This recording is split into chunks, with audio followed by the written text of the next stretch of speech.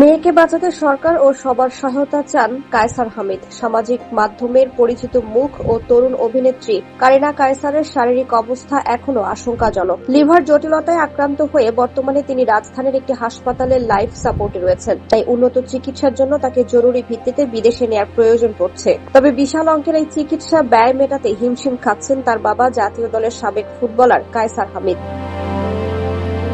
মেয়ের জীবন বাঁচাতে তিনি সরকার ও দেশের সর্বস্তরের মানুষের কাছে সহযোগিতার আবেদন জানিয়েছেন। গেল শনিবার কারিনা কায়সারের অসুস্থতার খবরটি প্রথম সামনে আনেন কন্টেন্ট ক্রিয়েটর কামরুন নাহার ডানা। এরপর কায়সার হামিদ সংবাদ মাধ্যমকে জানান, কারিনা দীর্ঘদিন ধরে ফ্যাটি লিভারের সমস্যায় ভুগছিলেন। তবে যথাযথ চিকিৎসা ও ওষুধ গ্রহণে কিছুটা অবহেলা করায় হঠাৎ লিভারে ইনফেকশন দেখা দেয়। এর মধ্যে তিনি নতুন করে হেপাটাইটিস এ তে আক্রান্ত হন। শুক্রবার রাতে লিভার ফেইলিওর হলে চিকিৎসকরা তাকে দ্রুত লাইফ সাপোর্টে স্থানান্তরিত করেন।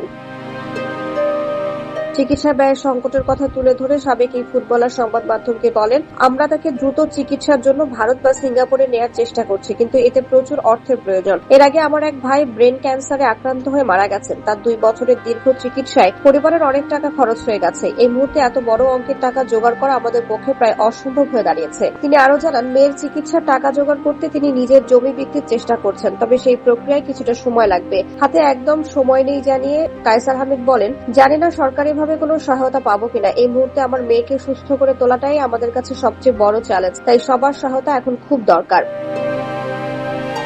কারিনা কায়সার শুধু একজন জনপ্রিয় কন্টেন্ট ক্রিয়েটরই নন, ছোট পর্দায় অভিনেত্রী ও চিত্রনাট্যকার হিসেবেও তিনি প্রশংসিত। বিশেষ করে ইন্টার্নশিপ এবং 36-24-36 এর মতো কাজগুলো তাকে দর্শকপ্রিয়তা এনে দিয়েছে। তার এই অকাল অসুস্থতায় শোবিজ অঙ্গন ও সামাজিক মাধ্যমে উদ্বেগের ছায়া নেমে এসেছে।